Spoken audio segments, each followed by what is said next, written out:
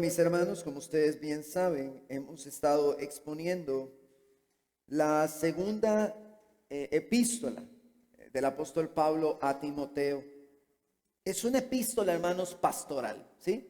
Es dirigida a un ministro que está trabajando en Éfeso y que está enfrentando desafíos importantes. ¿Qué se me hizo?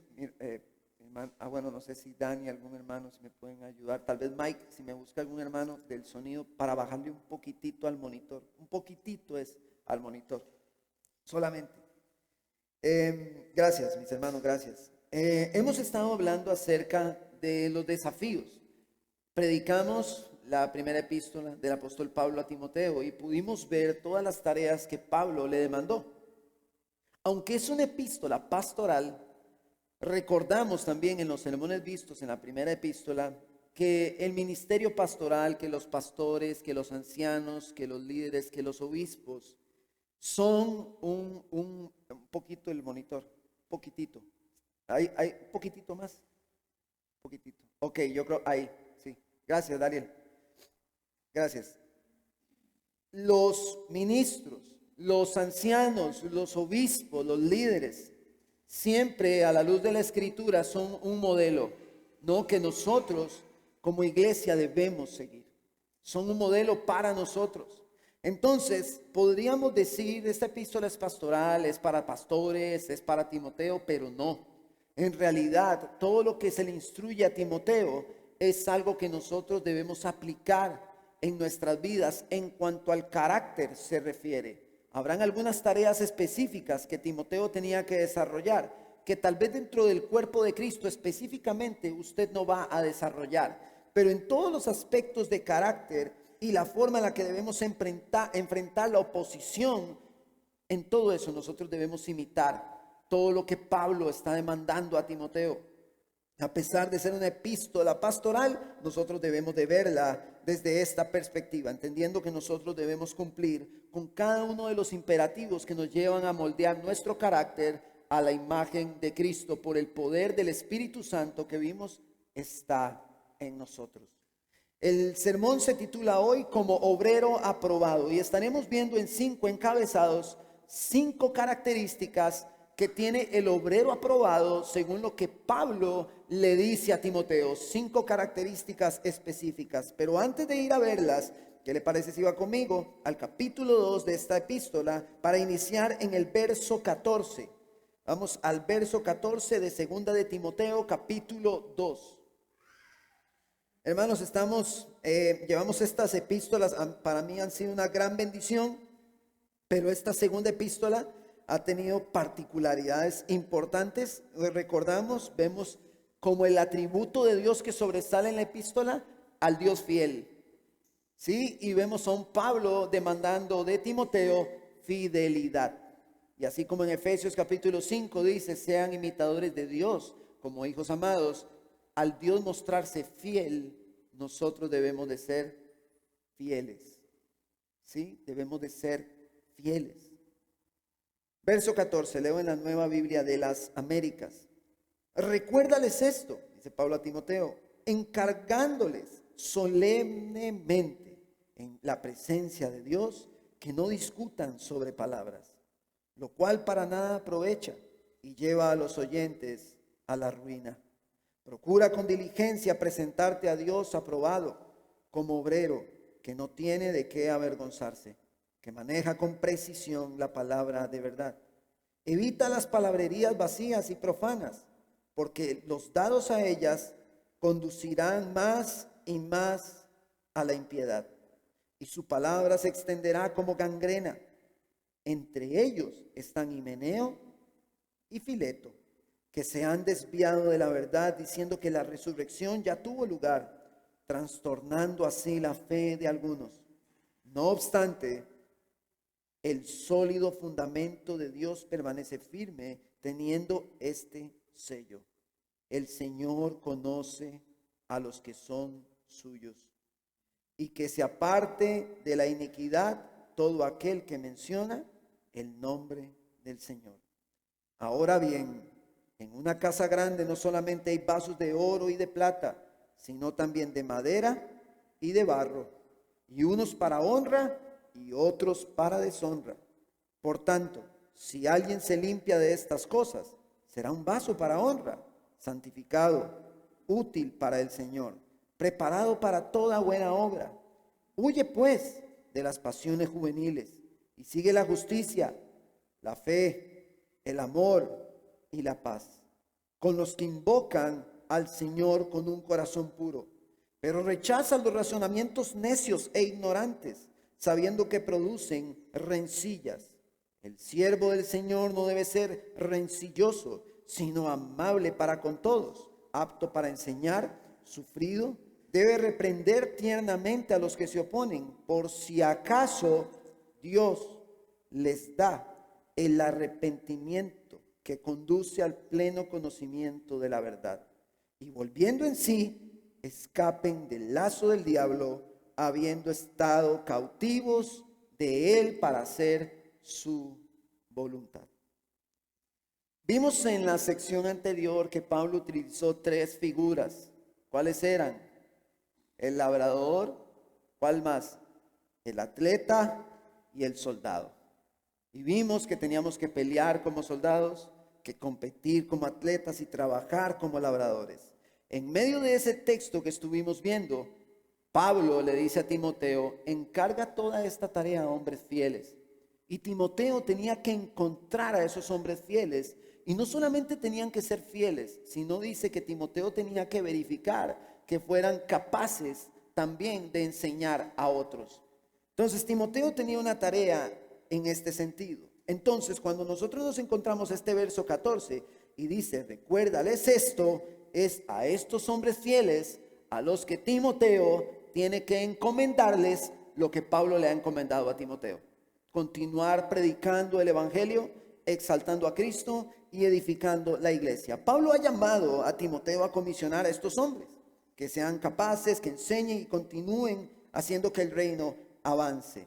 En esta segunda epístola, Pablo enfatiza no solamente al Dios fiel, ni demanda fidelidad de Timoteo en todo lo que es el ministerio, sino que Pablo enfatiza en la importancia que hay en la predicación y en la enseñanza fiel. Porque hay predicación y hay enseñanza que no es fiel. Sí, sí existe. Sí hay predicaciones que no son fieles y enseñanzas que no son fieles el día de hoy dentro de las iglesias en todo el mundo. Pablo está llamando a Timoteo a plantarse en la verdad ahí, como llamó Dios a Josué. Manténgase ahí, plántese en la verdad y no se mueva de ahí. Pablo desea que Timoteo retenga la sana instrucción, la sana enseñanza, que intensifique su labor ministerial, que trabaje duro, que se esfuerce, que le meta ganas, que se desgaste, que sufra por el ministerio. Recordemos, hermanos, lo que mencioné al inicio: el ministerio pastoral es un modelo. Pablo es un modelo como apóstol para la iglesia de Cristo. Timoteo es un modelo para la iglesia de Cristo como un pastor que estaba trabajando en Éfeso. Y así encontramos a otros hombres en la escritura que tienden a ser modelos que nos apuntan obviamente a nuestro Señor Jesucristo en toda la escritura, desde el Génesis hasta el Apocalipsis. Pero antes de entrar en los versos de hoy, recordemos, porque es necesario, qué estaba sucediendo en Éfeso. Según 1 Timoteo capítulo 1, si alguno lo recuerda, habían falsos maestros, pero la característica de los falsos maestros era que ellos pretendían conocer mucho. Se introdujeron en la ley y terminaron hablando sobre cosas que ni ellos mismos entendían. Los motivos por los cuales ellos hacían esto lo vemos en la misma epístola, en la primera. Amaban el dinero, buscaban posiciones de influencia para poder servirse de aquel grupo de hermanos de Éfeso, sacando provecho de sus billeteras, sacando provecho de sus ganancias, haciéndose ricos. Ellos trataban de ser muy profundos en lo que estaban hablando, súper profundos, para que todos se asombraran y poder seguir sacando provecho de la iglesia en Éfeso. Ellos se perdían en conversaciones que Pablo dice son inútiles. Pero el asunto con estas conversaciones, y ahí es donde nosotros tenemos que estar, hermanos, alertas, es que estas conversaciones alejaban a la iglesia de Cristo y del Evangelio. Yo hablaba, creo que ayer tuvimos la oportunidad de reunirnos con varios hermanos el día de ayer en casas, y yo le comentaba a uno de ellos, no me acuerdo a quién fue exactamente, que Satanás ha cambiado los medios por los cuales hacer su labor. Ahora utiliza la tecnología, las redes sociales, todo eso. Pero en esencia, lo que Satanás quiere hacer es exactamente lo mismo. Satanás quiere hacer lo mismo. Satanás quiere que la iglesia se salga de la palabra. Satanás quiere que la iglesia deje de ver a Cristo. Satanás quiere que nos alejemos del Evangelio, y Satanás utilizará todo lo que hay cercano a nosotros para alejarnos del Evangelio y de nuestro Señor Jesucristo. Hermanos, y en épocas como estas de diciembre, así como Pablo le dice a Timoteo, intensifica tu labor ministerial, yo, sin saberlo con certeza, podría decir que Satanás intensifica su tarea. Cuando el pueblo está cómodo, cuando el pueblo tiene plata, cuando está en el confort, en todo el Antiguo Testamento, vemos que en ese momento se inclinaba al pecado. Esa es la naturaleza del hombre revelada en el Antiguo Testamento. Entonces, cada diciembre, cuando viene el confort, cuando vienen las vacaciones, cuando viene la relajación, el hombre naturalmente se inclina a lo pecaminoso. ¿Están conmigo? Él se inclina y empieza a ser seducido y atraído por todas las cosas del mundo. Como pastor, hermanos, les estoy hablando muy seriamente. Esa es la naturaleza del hombre. Entonces Satanás intensifica su labor, pero Pablo le dice a Timoteo, Timoteo, avive el fuego, intensifique su labor ministerial, trabaje arduamente, Timoteo, predique a Cristo, predique el Evangelio. Estos hombres querían abusarse de la iglesia. Satanás va a querer desviar a la iglesia, era algo que estaba pasando en Éfeso. Pablo identifica esta obra satánica. Y él lo menciona literalmente en la primera epístola, que hay hombres que enseñan doctrinas de demonios, espíritus engañadores, que no están enseñando allá en la calle de la amargura. No, esos espíritus engañadores no están enseñando en la calle de la amargura. Ellos no están enseñando en los bares ni en las discotecas, ni eso. No, ellos están enseñando en muchos lugares donde hay hombres que se paran en un púlpito con un micrófono y supuestamente predican la palabra. Estos hombres son instrumentos de Satanás enseñando doctrinas de demonios para distraernos del Evangelio. Recuerde, hermano, nuestra mirada debe estar en Cristo, no en nosotros. No en nosotros mismos. Si usted, hermano, en las redes sociales o en algún lado escucha algún sermón que coloca sus ojos en usted mismo, hermano, cuidado, y Satanás está operando para engañarlo y distraerlo de la meta que tenemos. Nuestro Señor y Salvador Jesucristo. Hermanos, estamos en una época de diciembre donde, hermanos, no podemos bajar la guardia. ¿Recuerdan que teníamos que pelear? Y que puse el ejemplo de los soldados del Imperio Romano en media batalla con espadas. Ellos no podían parar. Hermanos, ¿quién ha dicho que en diciembre paramos de pelear? ¿Quién ha dicho eso? Nadie lo ha dicho. Por lo menos aquí no.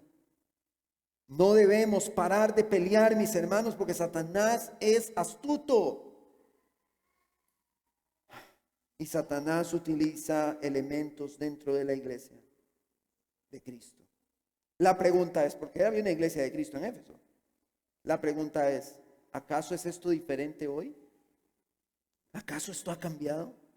La palabra, hermanos, nos lleva muchas veces a recordar que tenemos un norte, que tenemos un camino trazado, una meta específica y que debemos permanecer enfocados.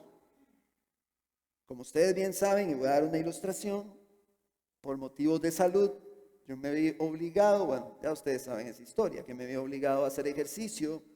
Entonces yo tengo un lapso de 1 hora en las mañanas, solo 1 hora, para hacer pues todos los ejercicios que tengo que hacer, como para poder servir al Señor más años, ¿no? Es como la meta que tengo, que el Señor me ayude y todo eso. Pero yo voy a un gimnasio y ahí llegan pues todo tipo de personas, ¿verdad? Y todo eso. Y resulta que cuando uno va a hacer ejercicio y usted tiene un cronómetro, usted no puede perder el tiempo. Igual, aunque usted no tenga 1 hora de salida, los principios de entrenamiento dicen que usted debe cumplir con ciertos tiempos. Pero cuando usted va a esos lugares, usted logra ver, y bueno, lo digo porque en algún momento tuve la oportunidad de estudiar todo eso en la universidad, usted va y ve a personas que usted dice, estas personas están aquí y no saben para qué están aquí. Usted los ve sentados así en la banca de ejercicio, con el celular, mandando mensajes. Y uno se acerca a ellos y lo ven así, sentados. Y yo los veo y yo digo, estas personas no saben qué están haciendo aquí. Y yo digo, hay personas que vienen a hacer ejercicio porque no tienen algo más que hacer. Entonces, para matar su tiempo, llegan ahí. Llegan y se sientan. Vean, yo he visto gente que se sienta y duran 10, 15 minutos viendo al espejo, así, viéndose al espejo. Ven el celular. Y aquellos que están dándole duro, que están poniéndole con el ejercicio, los ven y se desesperan y dicen, pero ¿por qué no se quita, se ocupa el campo? Pero hay gente que llega porque no tiene nada mejor que hacer. A mí lo que me sorprende es que lleguen a esa hora, a las 5 de la mañana. Yo digo que ya eso es el colmo. Pero ¿sabe qué es lo triste? Que igual pasa en la iglesia.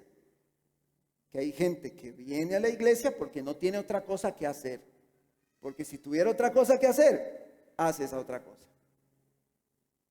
Cuando usted va a hacer ejercicio, usted tiene una meta: bajar de peso, subir el peso, cuidar su salud, lo que sea que usted tenga de meta. Pero usted tiene una meta, usted llega a trabajar por esa meta. Pero hay gente que llega y no tiene meta. Nosotros como iglesia tenemos una meta.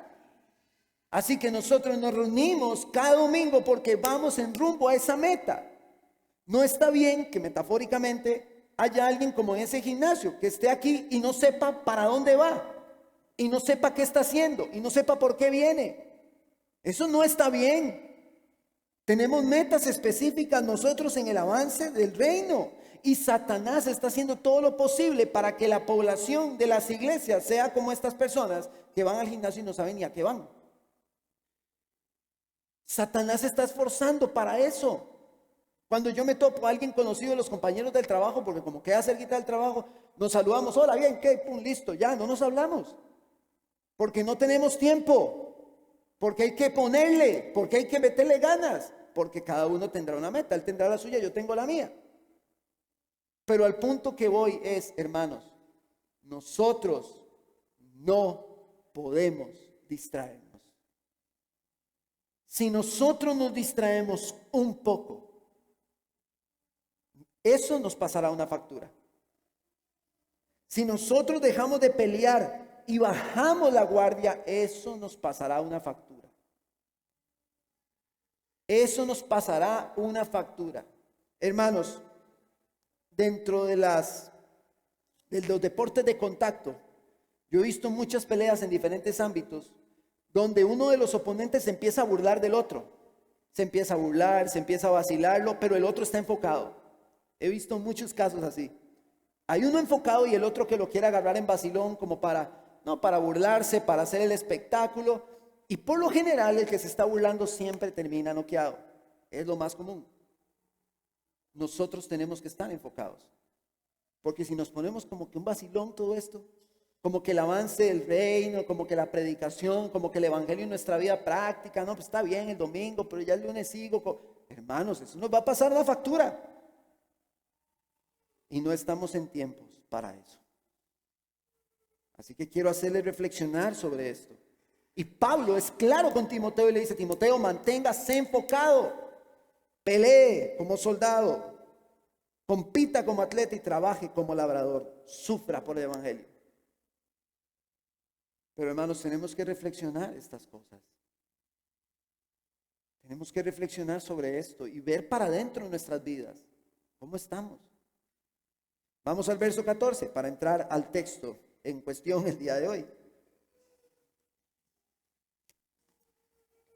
Verso 14, dice el apóstol Pablo: recuérdales esto, encargándoles solemnemente en la presencia de Dios que no discutan sobre palabras, lo cual para nada aprovecha y lleva a los oyentes a la ruina. En este punto, hermanos, en este primer verso, o en esta primera parte, tenemos que subrayar algo. Está hablando de falsos maestros que están metidos dentro de la iglesia, que están distrayéndonos del evangelio de Cristo, ¿no? En el verso 26, en el final de esta sección, nada más leámoslo rápido, ahora ya llegaremos a él, pero veámoslo rápido. Estos hombres tienen una característica: están sujetos a la voluntad de Satanás. Ellos hacen lo que Satanás quiere que hagan. Contra estos hombres se está enfrentando Timoteo. Hombres que son esclavos de Satanás y ellos hacen lo que Satanás les digan que hagan. Entonces usted puede que diga: no, pero en realidad le echamos la culpa al diablo de todo eso. Ellos son malos, ellos están tomando las decisiones también para actuar en contra de. Ya vamos a leer un texto al final cuando lleguemos a este verso que nos va a hacer ver que eso no es tan así como podemos pensar. A aquellos hombres fieles, mis hermanos, a los cuales Timoteo fue llamado a comisionar, a ellos debe recordarles que no pierdan el tiempo. Estas guerras de palabras, dice el comentario en griego, estas guerras de palabras lo único que hacen es perturbar a los oyentes. Se meten en temas que no encuentran una salida, son como un laberinto y los aleja de Cristo. Las conversaciones que tenemos tienden a describir cómo son nuestras conductas. Pudiese ser que no estoy yo con usted toda la semana y no veo cómo se comporta, pero si nos sentamos el domingo 2 horas a conversar, muy probablemente la conversación devele cómo es la conducta de la semana. Muy probablemente. Nuestras conversaciones van a determinar qué rumbo nosotros estamos tomando y tomaremos. Vamos al verso 15. Pablo le dice: procura con diligencia presentarte a Dios aprobado como obrero. Y aquí vamos al tema de hoy: como obrero que no tiene de qué avergonzarse, que maneja con precisión la palabra de verdad. Y nos lleva a nuestro primer encabezado de 5 que son características del obrero aprobado. En este primer encabezado dice: el obrero aprobado maneja la palabra con precisión. ¿Qué significa la palabra precisión o preciso? Que viene, en la Real Academia Española dice que es perceptible de manera clara y nítida. La palabra, hermanos, debe abundar en nosotros de manera clara, de manera nítida, clara en cuanto a que se entienda bien, siendo predicada, siendo enseñada, siendo compartida, y nítida en cuanto a que debe mantenerse impecable en su mensaje. Hermanos, yo puedo tomar un texto y predicar lo que el texto me está comunicando a mí, Dios hablándome, entendiendo el mensaje real del texto, o yo puedo agarrar el texto y acomodarlo a mi conveniencia. Y decir: pero es que, pastor, la palabra dice aquí que yo todo lo puedo en Cristo que me fortalece, y se lo recetamos, como les he mencionado antes, hasta los partidos de básquetbol. Pero Pablo está hablando de la abundancia y la escasez. Yo puedo agarrar un texto y darle otro mensaje, darle vuelta, manipularlo, pero Pablo le dice a Timoteo: no, sea preciso. Lo que el mensaje dice, eso predique, eso enseñe, las sanas palabras. Manténgase en la... Pastor, pero es que eso no le va a agradar mucho a la gente. Justamente Pablo presenta una defensa ante esto en la epístola a los Gálatas. Y dice, ¿acaso yo estoy para agradar a los hombres? Estoy parafraseando. Pablo dice, yo no estoy para agradar a los hombres, sino al Señor. Nuestra tarea, los que predicamos, es ser fieles a lo que la palabra dice. Nosotros no debemos, Timoteo no debía buscar agradar a la audiencia. No, Timoteo debía predicar el mensaje que Pablo le había enseñado por medio de la palabra. Entonces, como cristianos, hablamos de la predicación, como cristianos, en nuestra vida cristiana práctica, nosotros no podemos andar torciendo textos, hermanos. Tenemos que ser precisos en lo que estamos leyendo, estamos aprendiendo y estamos viviendo. Tenemos que ser precisos. ¿Qué demanda la precisión? Para ser preciso, ¿qué se demanda? Ser detallista, ser paciente, ser dedicado, ser calculador, ser analítico, ser responsable y ser disciplinado. Para ser preciso se necesitan estas características.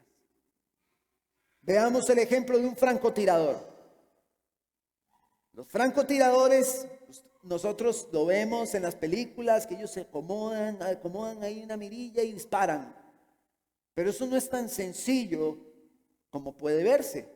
No sé si han visto en algún momento una película que se llama El Tirador, que el hombre tiene que hacer un tiro a N distancia, tiene que calcular la velocidad del viento, la humedad, la temperatura, el tipo de bala, la gravedad en relación al peso de la bala, la distancia, los metros, la curvatura de la tierra, entre otros aspectos.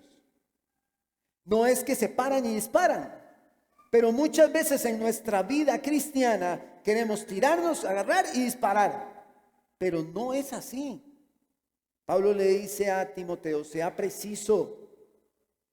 Entonces, ¿qué demanda la precisión? Demanda tiempo, detalle, paciencia, dedicación, calcular, analizar, meditar. Y usted dirá, pastor, pero esto requiere muchísimo tiempo. Bueno, pues nosotros somos llamados a utilizar la palabra de Dios con precisión.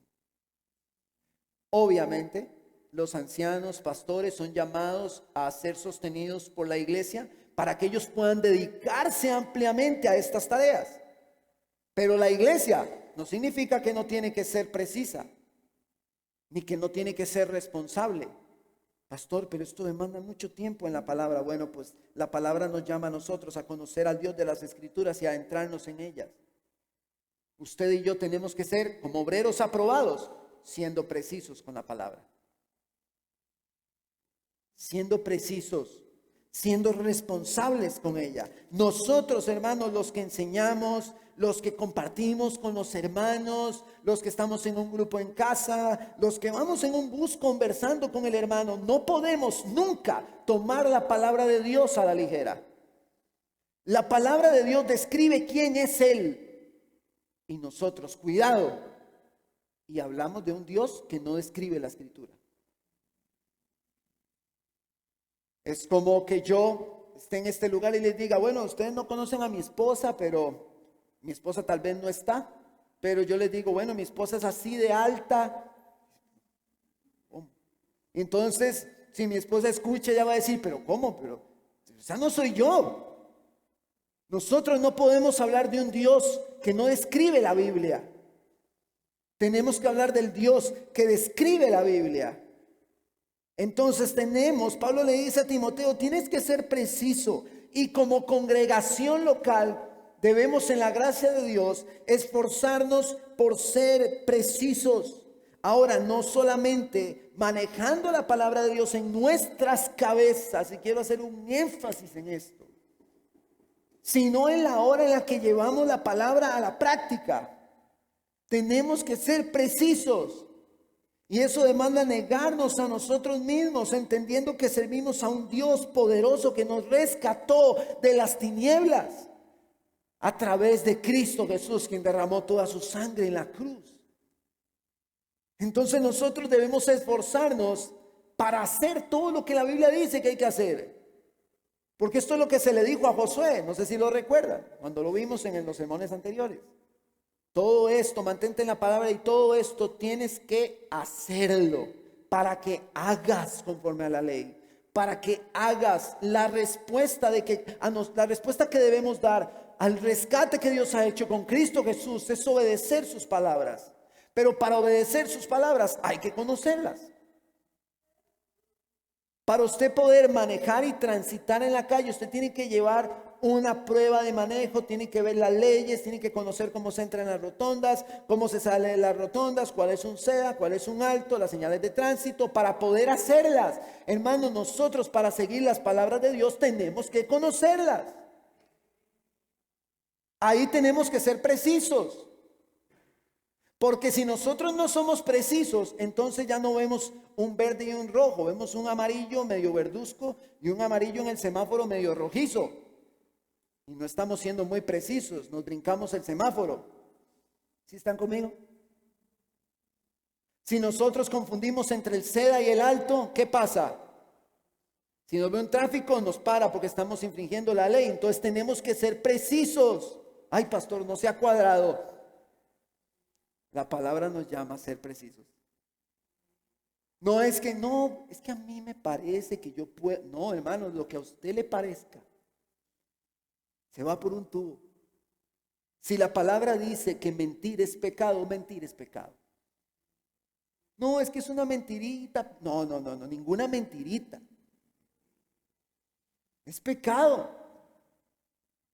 ¿Sí está conmigo? Que están muy callados y muy serios. Tenemos que ser precisos.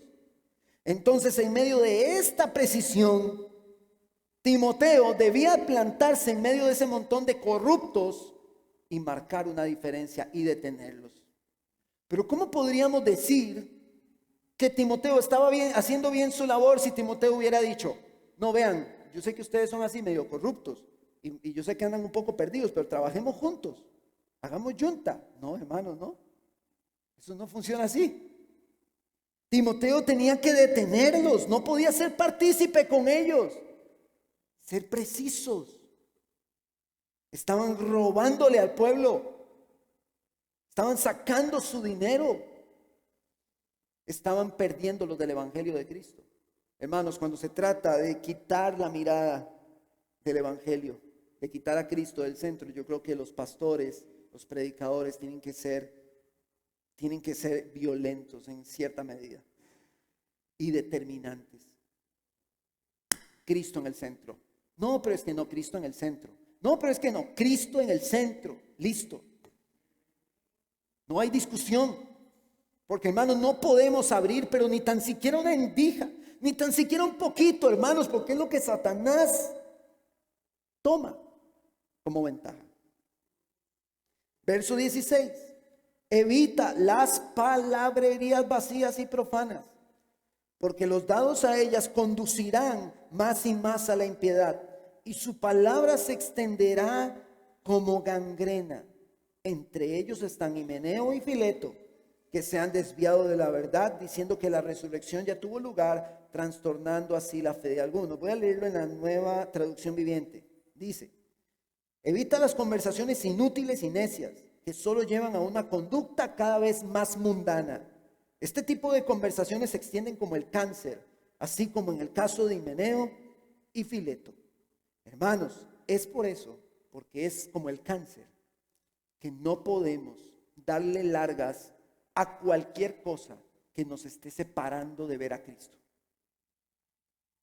Cualquier cosa que nos esté separando de ver a Cristo, hay que agarrar el machete, hay que afilarlo y hay que cortarlo. Y yo creo que en este sentido, cuando se atenta contra poner la mirada de la iglesia en Cristo, yo creo que la determinación de los ancianos, de Timoteo en este caso, de los pastores hoy día, tiene que ser fuerte. Pastor, yo no estoy de acuerdo. Yo le digo, Dios le bendiga. Y pues me parece que no esté de acuerdo, pero no vamos a abrir portillos. Si quieres seguir en desacuerdo, sigan en desacuerdo, pero no vamos a abrir portillos. Hermanos, debemos de ser radicales. Nuestro Señor Jesús fue radical. El resultado de las conversaciones, lejos, vean esto, hermanos, las conversaciones sacaban el evangelio del centro, sacaban a Cristo del centro. ¿Y cuál dice que era la consecuencia? Una conducta cada vez más mundana. Si nosotros en las conversaciones empezamos a sacar a Cristo del centro, cuando nos damos cuenta, ya nos estamos comportando como el mundo y haciendo todas las tonteras que el mundo hace. Por eso Dios le decía al pueblo de Israel: recuerden que yo los saqué de Egipto a cada rato. Recuerden que los saqué de Egipto. Entonces también se me viene a la memoria la frase de Martín Lutero que dice: el evangelio hay que recordarlo todos los días porque todos los días se nos olvida. Recuerde el evangelio todos los días. Recuérdelo para que se mantenga en él. Saque a Cristo de su boca, de sus conversaciones. Sáquelo y verá usted cómo la carne que usted tiene ahí empieza a manifestarse con todo aquello que está, el pecado remanente en nosotros. Este verso 18 en la Nueva Traducción Viviente dice de esta forma: ellos han abandonado el camino de la verdad al afirmar que la resurrección de los muertos ya ocurrió. De esa manera desviaron la fe de algunas personas. Vamos a nuestro segundo encabezado y nuestra segunda característica del obrero aprobado. Muy rápido, hermanos. El obrero aprobado evita las falsas enseñanzas y su vida se acerca cada vez más a la piedad. El obrero aprobado evita las falsas enseñanzas, evita esas conversaciones y su vida se acerca más a la piedad. El obrero aprobado está enfocado en el evangelio, está enfocado en Cristo, el obrero aprobado, pero siempre será seducido a ser distraído. Pablo, vean qué interesante esto. Pablo pone nombres. Veamos este detalle. Pablo pone nombres, Himeneo y Fileto, los identifica, los expone de que ellos se han desviado. Y yo he escuchado, cuando he tenido conversaciones con algunas personas que me dicen: no, pero es que eso la iglesia, eso de estar mencionando lo que otros hacen o criticando a otros, eso no está bien. Bueno, pero ¿por qué no se lo decimos al apóstol Pablo? ¿Por qué no le decimos a Pablo: Pablo, qué barbaridad, para que pone ahí, expone a Fileo y Mineto, a Fileto y a Himeneo? Ya se me enredaron los nombres. ¿Por qué los pone ahí? ¿Por qué? Hermanos, nosotros estamos llamados a denunciar a toda esta manada de lagartos, de corruptos, de ladrones, de hijos del diablo que están enseñando en muchas iglesias. Estamos llamados a decirle: vean, iglesia, fulanito y fulanito, que un día cantaban muy bonito, que un día hablaban y predicaban muy bonito, ellos se desviaron. Ellos se desviaron. Pastores, que Cash Luna empezó tan bonito, yo recuerdo en aquellos, sí, pero se desvió, se perdió en el camino. Y no tenemos por qué temblar al decir estas cosas, porque yo todavía veo hermanos inseguros en cuanto a señalar a estos hombres, porque no están muy seguros si están mal o están bien. Pero Pablo dice: bueno, Himeneo y Fileto, ellos se desviaron, para que la iglesia sepa que ellos están perdidos. ¿Sí está conmigo? La iglesia tiene que saber que ellos están perdidos. La iglesia tiene que saber que Dante Gebel habla muy bonito, pero que está lejísimo del evangelio, que se desvió y que está extraviado. Aunque a usted le guste cómo hable, porque sí, como orador él habla muy lindo, pero habla muy lejos del evangelio. Así que, hermanos, ustedes tienen que estar, hermanos, como yo le digo a los chiquillos, ahí va, tóquese aquí la vena. Usted recuerde que usted tiene pulso, despiértese y vea a estos ladrones mentirosos que están desviando la atención del evangelio, están robando a las iglesias. Hermanos, y yo no quiero que usted se limite a pensar que solo aquellos que se quitan el saco y se lo tiran al otro y que le escupen la cara y que los tiran al suelo son los que están perdidos. No, hay muchos que no hacen eso y también están extraviados. Así que usted, hermano, esté atento. Esté atento. Hermanos, si estas conversaciones necias llevan a una conducta mundana, entonces las buenas conversaciones nos harán crecer en piedad, mis hermanos. Y él dice, sí, Meneo y Fileto se perdieron, se fueron en estos enredos, en esta palabrería, pero nosotros debemos de mantenernos viendo a Cristo, enfocados en el centro. Si las conversaciones inútiles nos llevan a conductas mundanas, entonces, ¿qué tenemos que hacer cuando estamos en familia y cuando estamos juntos? ¿Qué tenemos que hacer? ¿Qué tipo de conversaciones hay que tener? Edificantes. Para que nuestra conducta vaya cambiando. Porque si usted está en el trabajo, vea, se lo voy a decir así. Yo tengo 15 años de laborar en la institución en la que estoy.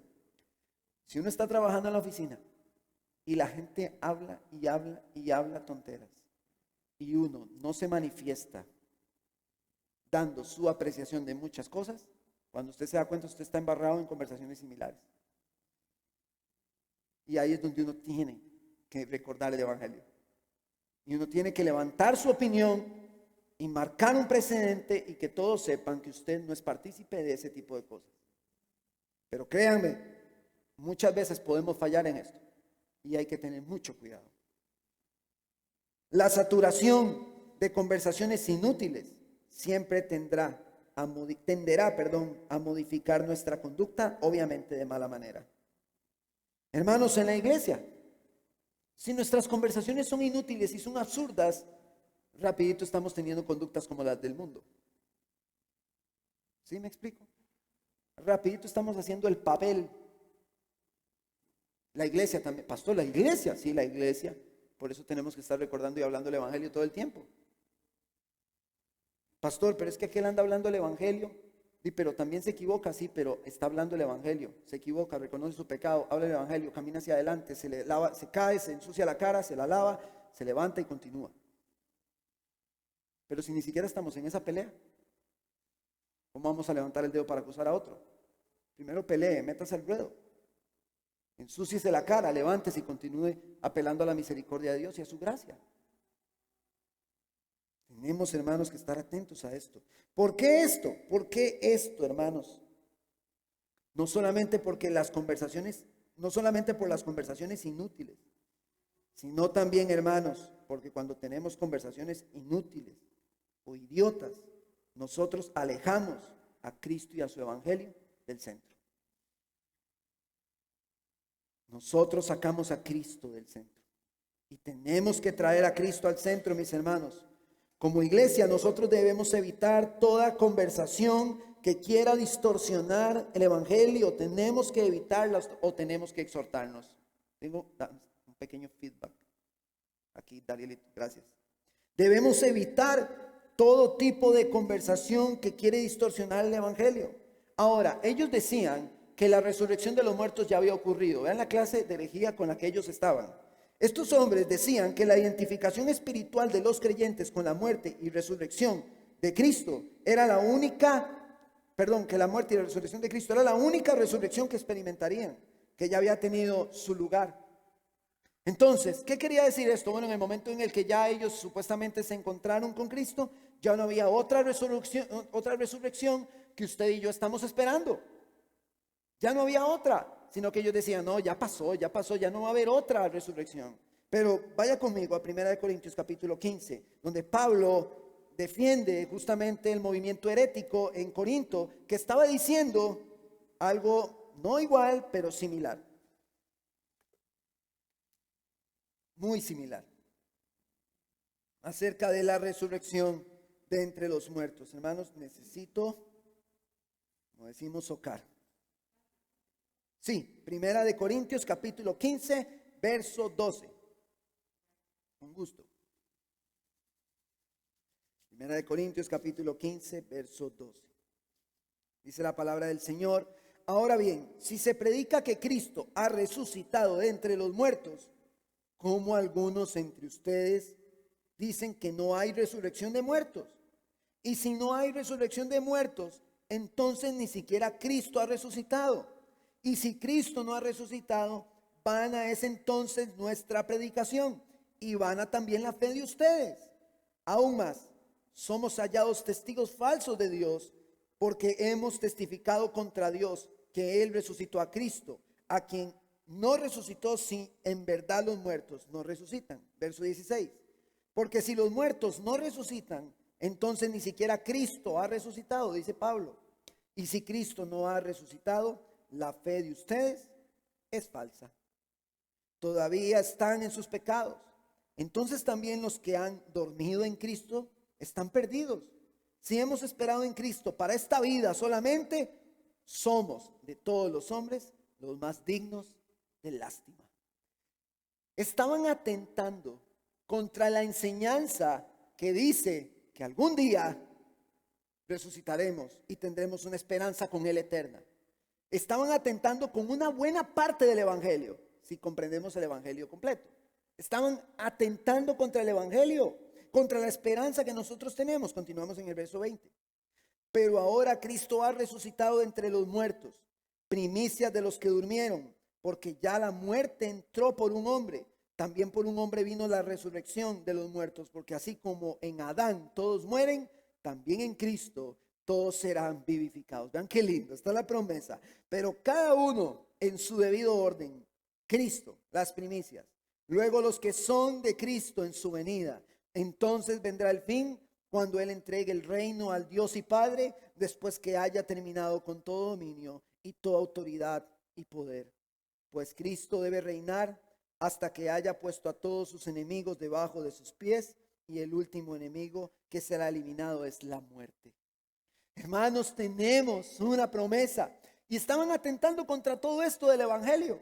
Entonces, en Éfeso estaban diciendo, no hay resurrección. Eso que ustedes dicen que va a pasar, esa promesa, no, ya no hay de eso ya pasó. Limitando la obra del Evangelio solo a la vida en esta tierra. Imagínense si Pablo dice, seríamos los más miserables de todos, pobres de nosotros, porque entonces en vano nuestra predicación, en vano nuestra fe y en vano nuestra esperanza. Imagínense, estaban con herejías, pero esta verdad del Evangelio nos debe dar esperanza a todos de que un día estaremos con Él, que Él vendrá por su iglesia. Y estaremos con Él y le veremos a Él cara a cara tal como Él es. Verso 19 del capítulo 2 de 2 de Timoteo y volvemos. Vaya conmigo otra vez. Ok, Pablo dice, Himeneo y Fileto ya se desviaron, se perdieron. Está diciéndole, busca hombres fieles. Otros están distrayendo, están los falsos maestros, hay una turbulencia de enseñanzas que van y vienen y opiniones que van y vienen. Pero Pablo dice, no obstante, ante todo eso, el sólido fundamento de Dios permanece. O sea, este fundamento no se mueve, sólido, teniendo este sello. El Señor conoce a los que son suyos y que se aparte de la iniquidad todo aquel que menciona el nombre del Señor. A pesar de todo lo que se menciona, de los que a Pablo le dieron la espalda, de los que se desviaron, de los engañadores, de los que hicieron mal, hay dos puntos importantes que Pablo está sentando aquí. Dos puntos. El Señor conoce a los suyos. Él los ha rescatado, los ha capacitado con el Espíritu Santo, pero la palabra conoce no es de un conocimiento existencial, es de una relación íntima con ellos. Lo que Pablo está diciendo es, el Dios poderoso de los cielos tiene una relación íntima con los que son de Él. A pesar de toda esta turbulencia, falsos maestros, unos engañan, unos mienten, unos ladrones, unos dan la espalda, unos se desvían, pero a pesar de todo eso, Pablo dice, Dios conoce. Tiene una relación íntima con los que son suyos. Y todo aquel que dice que el Señor es su Señor, la característica que debe tener es que se aparta del mal. Entonces, esto nos está comunicando que si alguien dice que el Señor es su Señor y no se aparta del mal, entonces no es de Dios. No tiene Dios una relación íntima con él o con ella. ¿Está conmigo? ¿Sí? No hay un vínculo íntimo. Todos ustedes pueden decir, si les preguntan, ¿quién es la esposa del pastor? Y todos dicen, sí, Gaby, ¿la conoce? Sí, yo la conozco.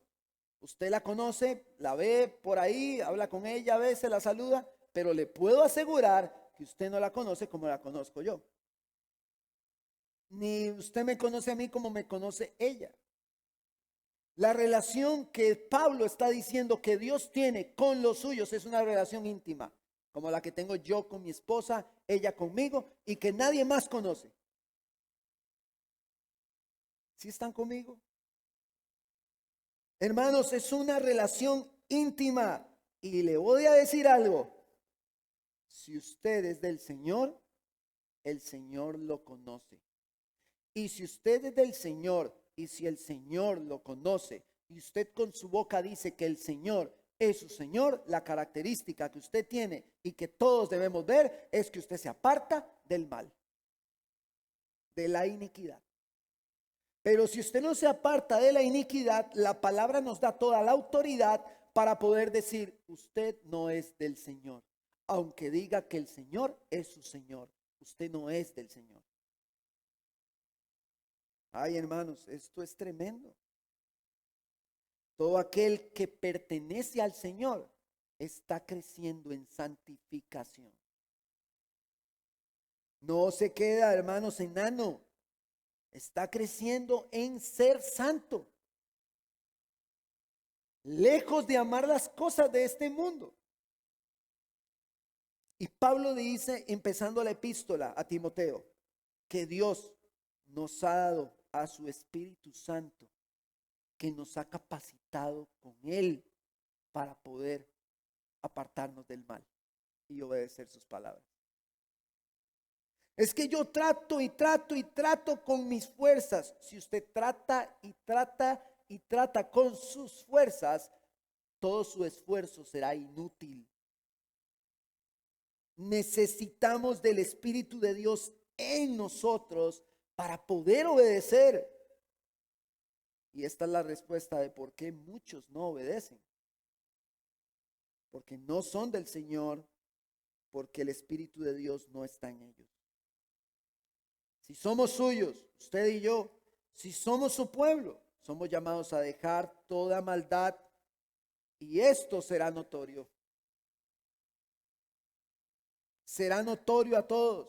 Yo recuerdo que Esteban me comentaba una vez que en el trabajo en el que él estuvo le dijeron, tiene que quitarse la barba. Tiene que trabajar sin barba. Pero bueno, él estuvo sin barba un tiempo. Después apareció con barba. ¿Qué significaba eso? Que ya no estaba en el trabajo donde le demandaban eso. Era notorio que ya no era parte de ese equipo de trabajo en ese lugar específico. Se notaba en su rostro que ahora pues tenía barba. Mi esposa no me dejaría trabajar ahí. No me deja quitarme la barba. Lo que quiero decir con esto es que cuando somos del Señor se nota. Se nota en nuestra conducta. Cómo nos comportamos. Pastor, pero si vamos a pecar, pastor, ¿verdad que sí? Sí vamos a pecar. Pero la palabra dice que si somos sus hijos y si alguno peca, abogado tiene para con el Padre y Él es fiel y justo para perdonarnos. Hay una diferencia en vivir reconociendo la misericordia de Dios todos los días y buscándolo a Él en arrepentimiento y perdón cada día, a que no me importe. No me importa. Eso es muy diferente. Porque mientras estemos en este cuerpo estaremos lidiando con el pecado remanente. Solo con la vista, solo con la forma de moverse, podremos identificar estas cosas. En nosotros, hermanos, como iglesia, debe ser notorio que tenemos un sello que dice aquí, propiedad del Señor. Propiedad del Señor. Usted no es suyo, usted no se gobierna. Usted tiene un Señor a quien rinde cuentas cada día. Usted no debe vivir haciendo su voluntad, sino la de Él. Y ahorita vamos a hablar de esto de la voluntad, hermanos. Dios mío. Ahora bien, continúa el verso 20. En una casa grande no solamente hay vasos de oro y de plata, sino también de madera y de barro, y unos para honra y otros para deshonra. Por tanto, por todo esto, si alguien se limpia de estas cosas, será un vaso de honra, santificado, útil para el Señor, preparado para toda buena obra. Tercer encabezado al cual llegamos. El obrero aprobado es útil al Señor para honra. Habían dos tipos de instrumentos, unos de oro y plata y otros de madera y barro. Los utensilios de oro y plata en las familias de poder económico en esa época eran utilizados para servir la comida a la mesa, a los familiares y a los invitados. En este caso era de mucha honra. Pero los instrumentos de madera y de barro eran para usos viles, como recoger los desperdicios y los desechos de las casas, asuntos desagradables en los hogares, en este caso deshonra. El asunto con esto es que dice que son inútiles al Señor. Los instrumentos honrosos son útiles al Señor, pero los deshonrosos son inútiles para Él. El que no se limpia del pecado en el que se encuentra es un instrumento inútil. Y la palabra limpia en griego que se traduce acá es purga. Purgarse de todo. No dejar nada, quitárselo, quitar todo pecado. Hermanos, todo creyente debe vivir en purga. No estoy hablando literalmente, sino espiritualmente. Todo creyente debe vivir purgado del pecado, quitándose el pecado, quitándoselo en su accionar, en santificación, por la obra del Evangelio, el poder del Espíritu. Debemos evitar, hermanos, la distorsión del Evangelio, pero también si somos del Señor, nos quitamos toda iniquidad de nosotros. Solo así podremos identificarnos como uno de aquellos instrumentos útiles. ¿Quiere usted ser un instrumento útil al Señor? Si usted es su pueblo y Él le ha rescatado y usted ha puesto su confianza y fe en Él, ¿quiere usted ser útil? Quítese el pecado. Porque muchas veces el motivo por el que no servimos es el pecado. Yo quiero trabajar en la enseñanza, pero el que está a cargo es Mario, yo con él.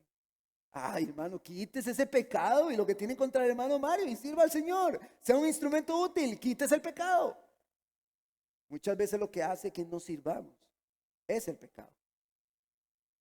Limpiémonos del pecado, seamos instrumentos útiles. Timoteo tenía una ardua labor para que el reino avanzara. Nosotros también. Hagamos que esto avance. Edifiquemos.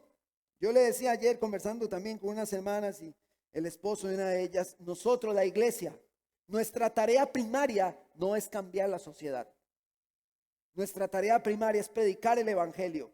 Pero cuando aquel doctor, aquel abogado, aquel contador que está escuchando el evangelio sale al mundo caído, entonces la sociedad va cambiando. Tenemos que ser ese ente de cambio en el lugar en el que estamos, reflejando el carácter de Cristo en todo lo que nosotros hacemos. Verso 22, y vienen más imperativos para Timoteo, y voy más rápido. Verso 22. Huye pues de las pasiones juveniles y sigue la justicia, la fe, el amor y la paz con los que invocan al Señor con un corazón puro. Pero rechaza los razonamientos necios e ignorantes, sabiendo que conducen a rencillas. Nuestro cuarto encabezado, y este es breve: el obrero aprobado huye de todo tipo de deseo carnal. Entonces estuve leyendo un poquito acerca de la historia y contexto de todo esto, y algunos argumentan que no era solo un asunto de deseos sexuales ilícitos, por la edad de Timoteo, por él ser joven y todo eso, sino que a la luz de tener falsos maestros cerca, él debía evitar el orgullo, el amor al dinero, la soberbia, el deseo de ser exaltado, el deseo de ser promovido, él personalmente, de que todos lo conozcan y que todos le aplaudan y que los pongan ahí. Él debía evitar eso. Pablo lo exhorta a no caer en estas trampas y lo llama a huir. Huir de todos estos sentimientos, huir de aquello que podía levantarse con orgullo, con el pecho inflado, que olvidara su condición de pecador o que dijera, bueno, yo quiero, como estos falsos maestros, ellos están pulseando un lugar para ser promovidos, para tener riqueza, para tener dinero. Bueno, yo puedo ser atraído por eso. Pablo le dice a Timoteo, mantente lejos, hermanos. Es como que usted vaya caminando por la calle a los 100 metros, vea que sale un Stanford sin collar. Yo, hermanos, dudaría mucho, un pitbull, de que usted siga caminando como si nada pasara. Yo dudaría mucho eso. Definitivamente usted daría media vuelta. Y hay un toque que los perros tienen, que cuando lo ven a uno y se ponen alerta y se quedan así tiesos viéndolo a uno. Y si ese perro está a 100 metros de usted y ese perro hace eso, el instinto suyo dice, corra, ron como él. corra, corra. Nosotros cuando vemos estas cosas asomarse en nuestro corazón, corra, huya, no participe en eso, aléjese, no lo vea ni cerca, no permita que se le acerque. Haga lo que sea para que ese perro no llegue. Haga lo que sea, pero que no llegue. Y nosotros debemos huir de esto. No, eso no voy a participar ahí. No, no quiero que esto, como pastor a veces decimos, no quiero que esto se haga así, vamos a hacerlo así, porque estamos huyendo de eso. Debemos huir de eso. No solo los pastores, la iglesia debe huir. Debemos huir de estas pasiones. Verso 24. El siervo del Señor no debe ser rencilloso, sino amable para con todos, apto para enseñar, sufrido. Debe reprender tiernamente a los que se oponen, por si acaso Dios les da el arrepentimiento que conduce al pleno conocimiento de la verdad. ¿Quién es el que da el arrepentimiento? Dios. Yo me arrepiento, pero eso se me ha concedido por Dios. No es que yo dije, bueno, sí, yo fui tan bueno que yo me arrepentí. No, a mí se me concedió de parte de Dios arrepentirme. Porque mi corazón era sumamente duro. Yo, hermano, no quería nada con Dios. Cuando mi esposa en aquel año 2008 me dijo, David, yo creo que ocupamos de Dios. Yo en ese tiempo éramos novios, yo ni pensaba en casarme. Yo le dije, olvídese. Y yo estaba tan enojado. Yo no quería nada con Dios. Pero hoy entiendo que Él me quebró y me concedió el arrepentirme. Sí, yo me arrepentí. Yo dije, Señor, me arrepiento, perdóname, pero esto pasó porque Él me lo dio. Por eso yo me arrepentí. ¿Qué debo hacer, pastor? Porque yo quiero arrepentirme. Debemos orar como el salmista. Perdona nuestros pecados y límpiame de mi maldad. Límpiame, límpiame. Último encabezado, el obrero aprobado no es de rencillas o pleitos. Hermanos, hoy, perdónenme, me voy a extender, inevitable. El obrero aprobado no es de rencillas o pleitos. Debe reprender con ternura, debe ser amable a pesar de la oposición, debe sufrir, debe ser apto para enseñar. El hecho de que Timoteo debía enfrentarse a los falsos maestros no significa que tenía que hacerlo a la patada. Tenía que hacerlo con sabiduría, con ternura, con mansedumbre. Imagínense qué tarea más complicada y titánica tenía Timoteo. Por eso él debía ser capacitado por el Espíritu de Dios para hacerlo, porque si no, no iba a poder. Maestros contra él, todo el mundo atacándolo, tener a todo el mundo en contra, los 4 contra 1, todos en contra. Y él tenía que mantenerse con mansedumbre, con ternura. Una cosa es estarlo hablando aquí, otra cosa es vivirlo. Pero él se mantenía. Él se mantenía. Existía la posibilidad, hermanos, de que Dios decidiera dar arrepentimiento alguno. Entonces, debido a eso, Timoteo tenía que actuar así, porque podía ser que Dios dijera, a él le voy a conceder el arrepentimiento. Verso 25, debe reprender tiernamente a los que se oponen, por si acaso les da el arrepentimiento. Y el verso 26 dice, y volviendo en sí, escapen del lazo del diablo, habiendo estado cautivos a la voluntad de él. Voy a mencionar 3 aspectos importantes, hermanos, y ya voy cerrando. 3 aspectos. Dios es el que da el arrepentimiento. Todo arrepentimiento genuino es producido por la gracia soberana de Dios. Punto 2. Todo intento de cambiar de nosotros sin que esa gracia opere es inútil y es infructuoso. Necesitamos de su gracia. Los hombres sin Cristo viven esclavos a la voluntad de Satanás. El hombre en el mundo dice, no, yo hago lo que yo quiero. Eso es lo que el hombre piensa. Vaya conmigo rápido, hermanos, es necesario, es necesario. Vamos a Efesios capítulo 2. Efesios capítulo 2. Y ahí ya vamos a cerrar. Yo sé que usted dice, ay, pastor, usted siempre dice que ya vamos a cerrar y no cierra. Bueno, usted me perdona, estamos predicando eso. Capítulo 2 de Efesios. Me dice amén cuando lo tiene. Y Él les dio vida a ustedes, que estaban muertos en sus delitos y pecados. Sí, hermano. Estaban muertos, en los cuales ustedes anduvieron en otro tiempo, según la corriente de este mundo, conforme al príncipe de la potestad del aire, el espíritu que ahora opera en los hijos de desobediencia. Entre ellos también todos nosotros en otro tiempo vivíamos en las pasiones de nuestra carne, satisfaciendo los deseos de la carne y de la mente, y éramos por naturaleza hijos de ira, lo mismo que los demás. Pero dice en el verso 2 que aquel, ¿verdad? Según entre la relación en el verso 3 y el verso 2, que aquel que vive satisfaciendo su carne y haciendo lo que quiere, vive conforme al príncipe de la potestad del aire, según lo que él quiere. Hermano, en la tierra solo hay dos tipos de esclavos: el esclavo de Cristo y el esclavo del diablo. Nadie anda por ahí libre. Todos son esclavos de algo o de alguien en este sentido. Si nosotros somos esclavos de Cristo, nuestra vida lo va a reflejar. Pero si somos esclavos de Satanás, también será así. Los hombres que creen allá en el mundo, que se gobiernan a ellos mismos y que hacen lo que les da la gana y que nadie gobierna sus vidas, mentira. Satanás los gobierna. Son esclavos del diablo, pero los tiene engañados, los tiene cegados. Y ellos dicen, no, yo hago lo que a mí me da la gana. Es más, ni siquiera me voy a casar porque yo no quiero rendirle cuentas a nadie, ni que nadie me diga qué hacer, ni qué no hacer. Ellos son esclavos de Satanás. O somos esclavos de Cristo, o somos esclavos de Satanás. Una de dos. ¿Sí? Pero vean qué lindo cómo continúa el evangelio.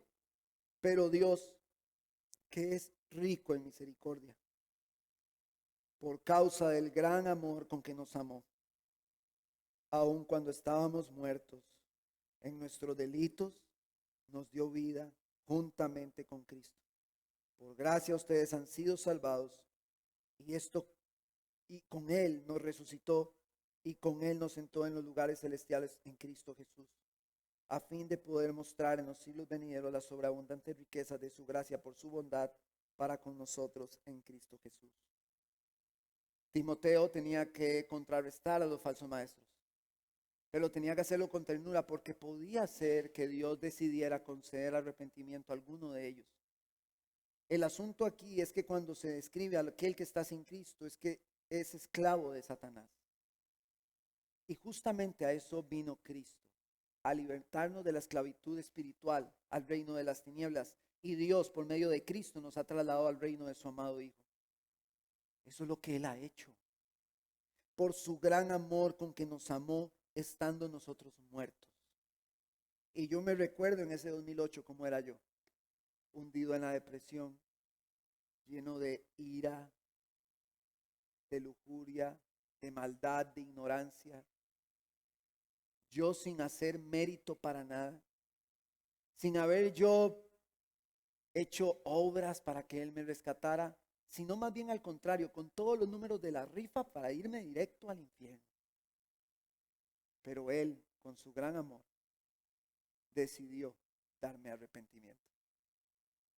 Y yo me arrepentí después de no querer nada y odiar la iglesia. No porque yo soy muy bueno, ni porque yo reflexioné y filosofé unos días, no. Porque Él quiso darme arrepentimiento. Por eso oramos por los perdidos, porque la salvación es del Señor. Por eso, es de Él. Así que hermanos, yo quiero que veamos a ese Dios fiel en esto. Dios está revelando a nosotros en todas estas cosas. Él nos ha rescatado, hermanos. Y si Él no le ha rescatado y usted lo ha identificado en el sermón, corra a Él en arrepentimiento y fe y ponga su fe en Él. Porque Él vino para salvarnos, y todo aquel que cree en Cristo no morirá, sino que vivirá eternamente. Tendrá vida eterna. Hermanos, somos llamados a evitar las palabrerías, las distracciones. Veamos a Timoteo como un modelo, a Pablo como un modelo, a utilizar bien la palabra de verdad como obreros aprobados, limpiándonos del pecado. Y como iglesia local, CCAJ Moravia, debemos evitar todas estas cosas, usar la palabra con precisión y ser obreros aprobados. Y repaso los 5 encabezados. El obrero aprobado maneja la palabra con precisión, él la vive, la conoce, se esfuerza en la gracia. El obrero aprobado evita las falsas enseñanzas, las conversaciones inútiles y su vida se acerca a la piedad. El obrero aprobado es útil al Señor para honra. El obrero aprobado huye de todo tipo de deseo carnal y el obrero aprobado no es de pleitos ni de rencillas. Hermanos, todos nosotros somos cuerpo de Cristo, parte de la iglesia, y todos somos obreros. Todos tenemos responsabilidades aquí. Nos gustan los beneficios, pero no nos llaman igual las responsabilidades. Nos gusta ser parte de la iglesia y disfrutar de ella, y eso está bien. Ame la iglesia.